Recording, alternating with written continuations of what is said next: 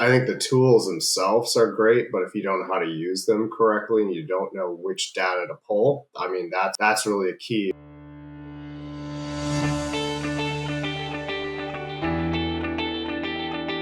And I want a good show, damn it.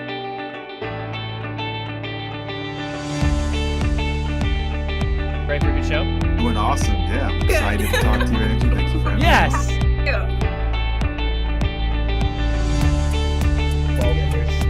I've always been doing big into archery, and my dad said, hey, you guys want to start an archery store? Yes, that's how it works. Andrew, yes, of course, let's do this together. Hello, everyone. Welcome to another episode of the Ecomm Show.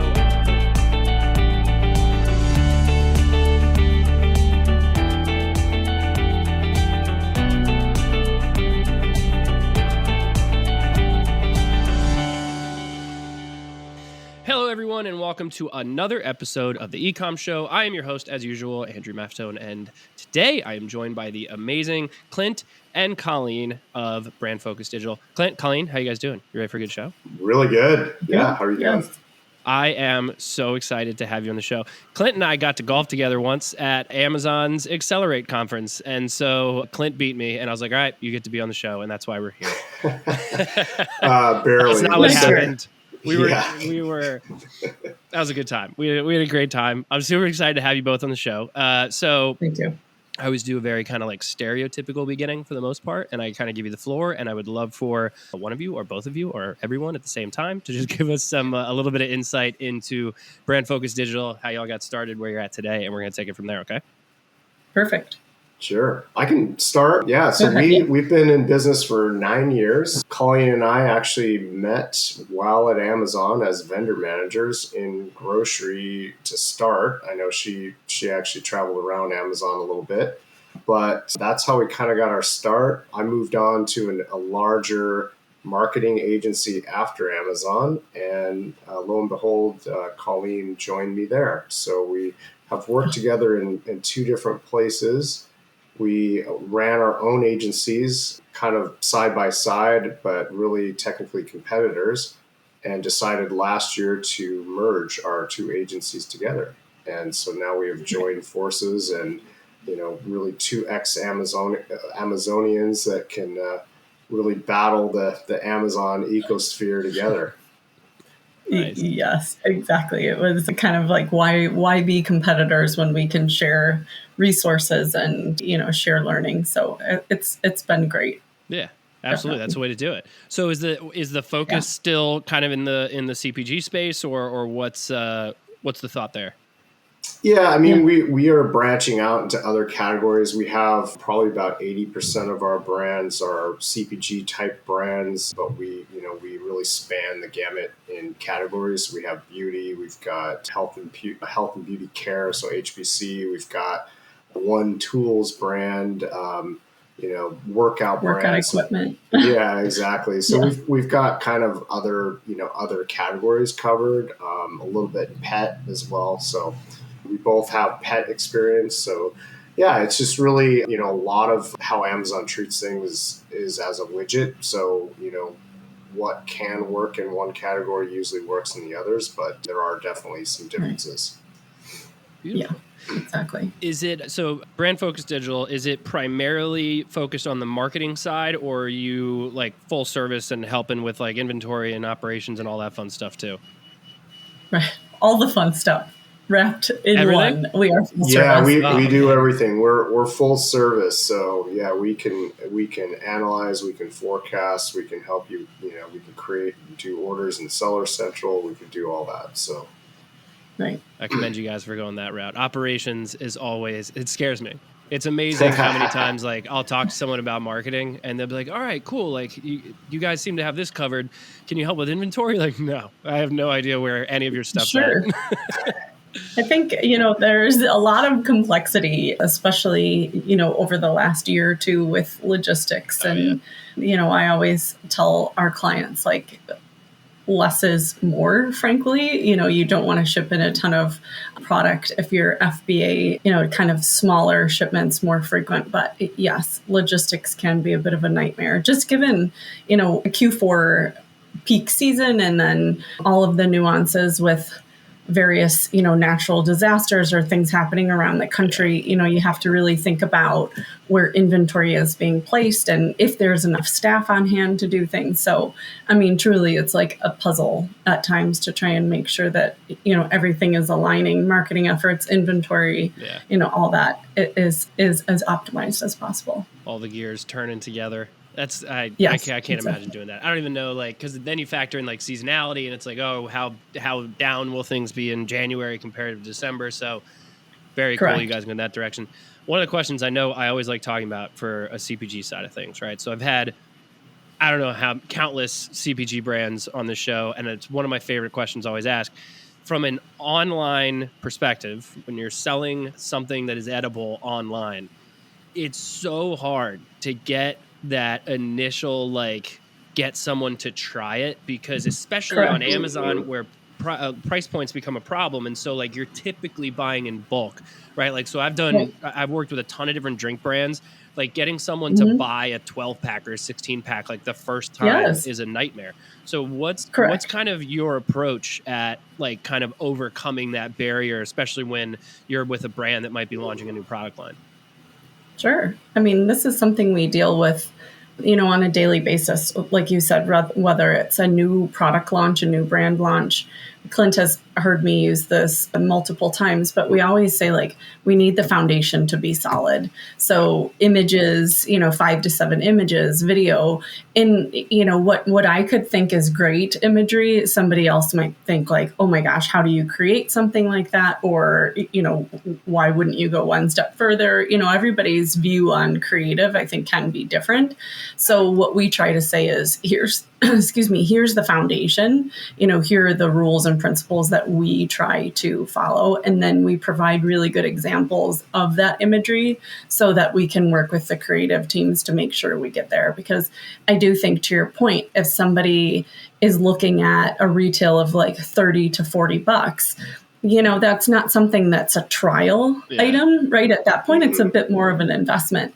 So for our brands, we always say, get your images right, make sure that we have really good content, strong content within titles and bullet points. And then the other, hard thing is consumers are also looking at reviews. So if it's a brand new product, you're not really going to have any reviews. And that's when consumers are kind of iffy as to whether they want to buy something. So there has to be a lot of engagement through Amazon buying, influencers or creators kind of driving some awareness to the product pages. But yes, when Clint and I were at Amazon, the mantra crawl, walk, run was often heard over and over in meetings. And that's what I say to our clients. You've got to build that foundation, and then, we'll build upon it. But it can take some time. I will add one other thing too, for your example on beverage brands. If a brand is flexible enough, you can do what's called a right sizing of their packaging. So if their ASP or their average selling price is say $40, that's really not an entry level. That's not a trial size that customers are really going to gravitate to. So if they're flexible enough to create even a variety pack, but really a smaller pack, like a 4 or a 6 pack, even if it's temporary, just to drive some trial, get some customers to try that product, and then that usually works. Even if it's I wouldn't say a loss leader, but profit neutral type item. Yeah. Correct. Yeah. It's a very interesting approach. You mentioned, Colleen, too, influencers and stuff like that. Primarily off Amazon stuff. Are your brands mainly just on Amazon, or are they typically kind of on multiple sales channels? Great question. I would say for the most part, majority of our brands use an omni-channel approach, so they're selling elsewhere. Walmart, Target, brick and mortar.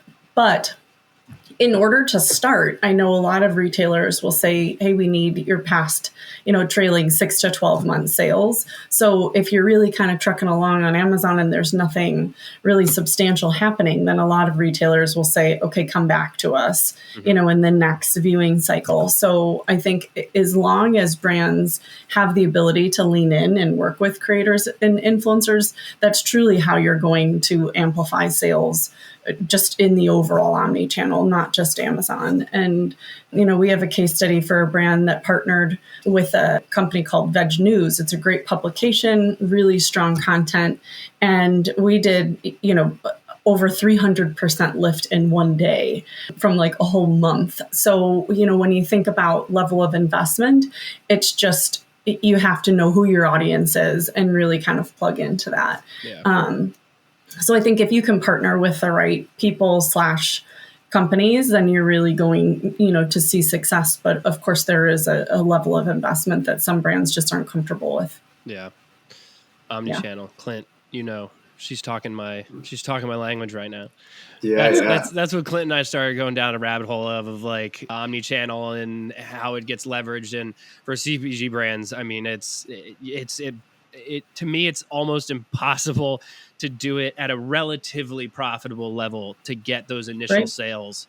So like using something like a social media or influencer marketing to kind of spread that word is 9 times out of 10 the way that works the best. Of course, then you run into like the issue where like, they're sending people to Amazon. You have 500 different competitors and things like that. One of the things I was kind of curious about is like how do you analyze kind of like the differences of like the brand you're working with versus the competition? I know Amazon's got all these different tools and things like that through brand analytics and all that fun stuff. But sometimes I think some of it you got to take with a grain of salt because like, someone's got 5,000 more reviews than you, but their product started to fall off and you're still scaling more. So like, how are you kind of edging that gap there? Yeah, I mean, that's something, again, that we do on a daily and weekly basis. I actually was just sharing some notes prior to our conversation with Clint. Several brands that we work with, we're using various software to monitor product listings and look at, the bestseller rankings and making sure that we are really moving the needle on growth for the products. But as you said, you have to start looking at competition and where, what your competition is doing. Are they participating in various programs that brands might not be? Premium A+ content. We need to make sure that our brands are really as cutting edge as possible within the programs that Amazon is rolling out to make sure our detail pages are as dialed in and frankly as engaging to the consumer as possible. The 4 Ps of marketing we kind of touched on before, looking at pricing and pack size to ensure that we are offering something that is in line with what the consumers are looking for and that it's priced in at an appropriate level. Almost all brands that we talk to say, my product is premium, it's excellent product. And it's like, yes, it very well may be, but then you're in the upper echelon of pricing and the majority of consumers just want something cheap unless it houses an ingredient, that they're specifically looking for. Yeah. So there's a lot of comp analysis through Helium 10. We use a few other third-party tools to pull some data, but you also articulated brand analytics. And I think there's some wonderful insights that Amazon has. Yeah. The customer loyalty data that just rolled out is great. I think that that's an excellent tool just to fuel conversations for brands when we ask for more dollars or more funding for promotions. It's kind of like, well, here's the information. This is why we need it. Yeah. So lots of really good tools. It's truly just kind of, as I said before, it's up to the brand to feel comfortable to make that leap, to spend more or invest more, whether it's in repack, variety packs, or whatever. And I think the tools themselves are great, but if you don't know how to use them correctly and you don't know which data to pull, I mean that's really a key, and that's where Colleen and our team come in. Is we're used to doing this, we live and breathe it every day. So I think using those tools, but then knowing what you're looking at and saying, well, this competitive brand's been on Amazon for 8 years and they've got 5,000 reviews and I'm just starting. How do I compete with that brand? What are the factors I need to look at? And so it's using that data to say, analyze my own profitability. What is the correct price? I could be slightly higher than this competitive brand, but still compete effectively. So how do I do that? How do I use dynamic pricing strategies? And within Amazon, how do I jump in, and what are all those factors? And so I think there's a lot of things we could go down, but those are really just the basics And then once you kind of do that, you have to do ongoing analysis of, how do I stack up, because there could be new competition, joining and jumping on the platform daily, really, or monthly. Yeah. Right. I was just thinking that too. Is like we could end up down a serious rabbit hole here, because like I'm thinking like, all right, everything we're talking about is Amazon related stuff, makes a lot of sense.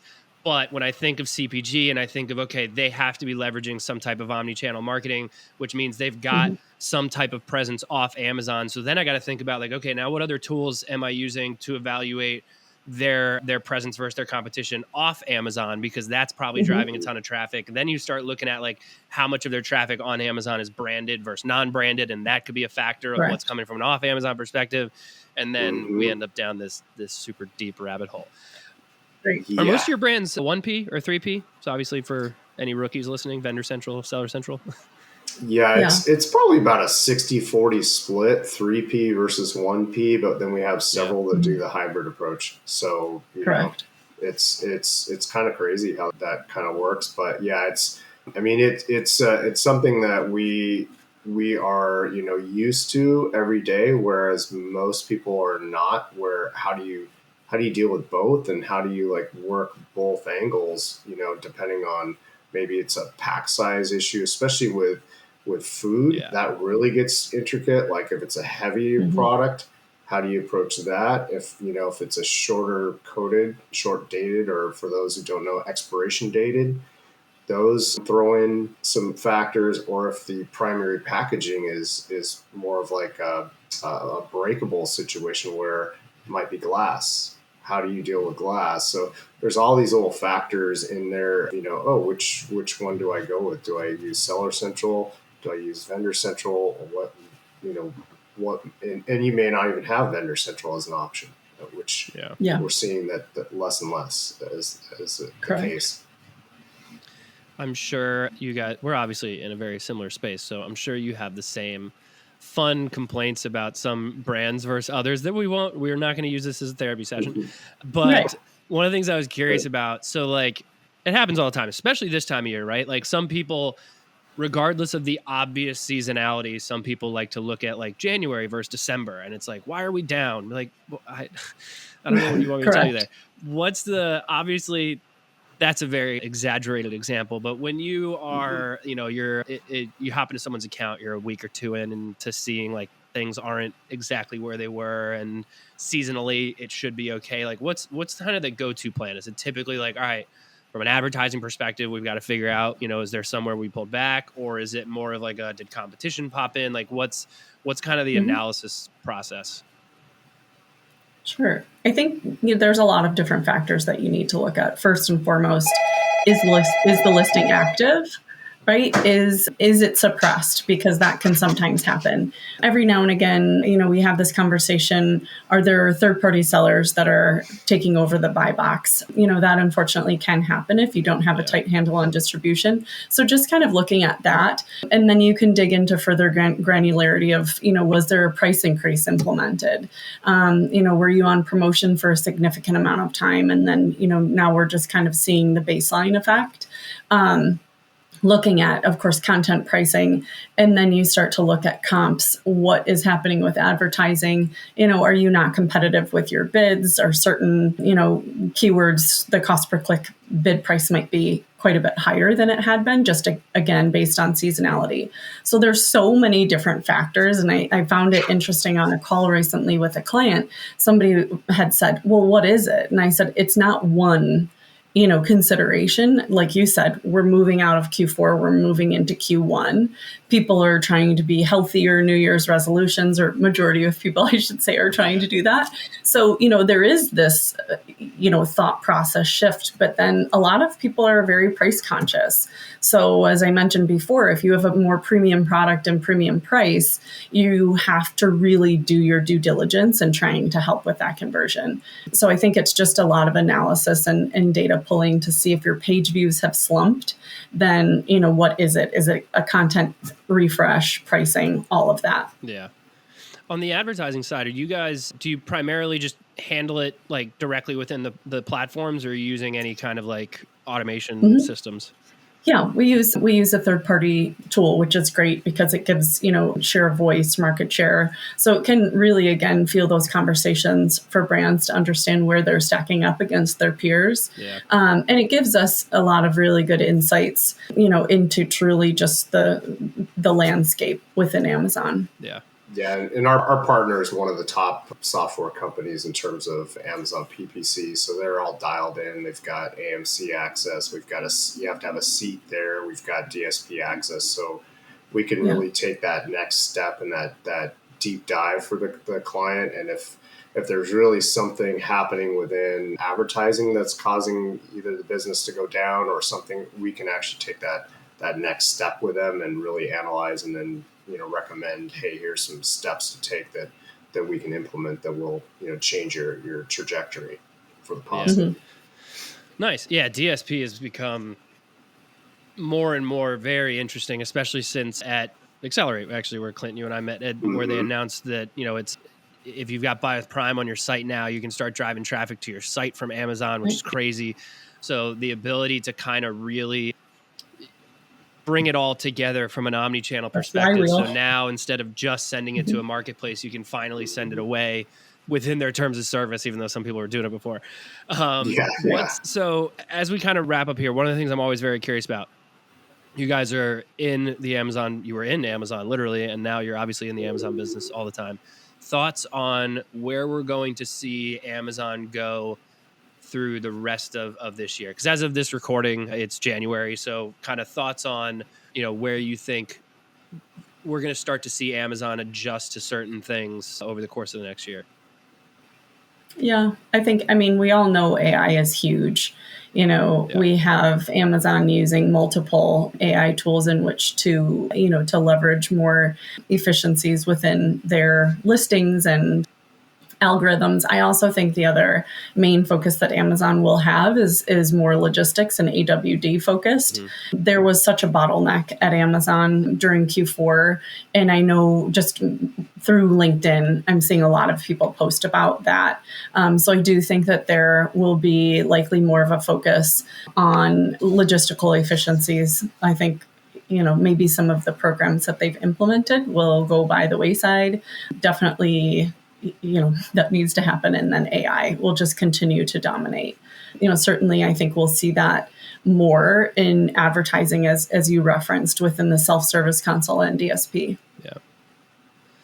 Yeah, I think too. Also, I think just in looking at some of their internal platforms. So, like, I'm speaking more of like Amazon Fresh. They used to run those in silos with their brick and mortar fresh stores, and so we're seeing that consolidate because we do have contacts with those buyers, and now it's becoming the really a combined effort versus being separate. So I think that's going to be more and more integrated. And then you see Whole Foods Market is still operating kind of separately. So I wouldn't be surprised if they start integrating those two together at some point. That's all been speculated, but, maybe it won't happen this year, but I think they're setting it up to happen. Mm-hmm. We're going to see, and we're going to find out. Colleen, Clint, thank you so much for being on the show. Obviously, really appreciate your time. I don't want to take up too much more of it, so I will wrap things up here. I would love to give you guys the floor, let everyone know where they can find out more about you, and of course, more about Brand Focus Digital. Yeah, definitely at our website. So it's just basic brandfocusdigital.com. You can contact Colleen and I directly. My email is clint@brandfocusdigital.com and Colleen at brandfocusdigital.com. Mine is Colleen at Brand Focus. Certainly look us up on LinkedIn. Would love to connect. Clint and I live and breathe Amazon. So any questions, we're always curious, what other brands and other people are experiencing. This was very, very fun. Thank you. Appreciate it. Thanks, Andrew. So happy to be on here. Thank you. Appreciate you having me on the show. Appreciate you being on the show. Obviously, everyone that tuned in, thank you as well. Please make sure you do the usual thing, rate, review, subscribe, whatever you want on whichever podcast platform you prefer, or head over to the ecommshow.com to check out all of our previous episodes. But as usual, thanks again for joining us, and we'll see you all next time. Have a good one. Thank you for tuning in to the Ecomm Show. Head over to ecommshow.com to subscribe on your favorite podcast platform or on the BlueTuskr YouTube channel. The Ecomm Show is brought to you by BlueTuskr, a full-service digital marketing company specifically for e-commerce sellers looking to accelerate their growth. Go to BlueTuskr.com now for more information. Make sure to tune in next week for another amazing episode of The Ecomm Show.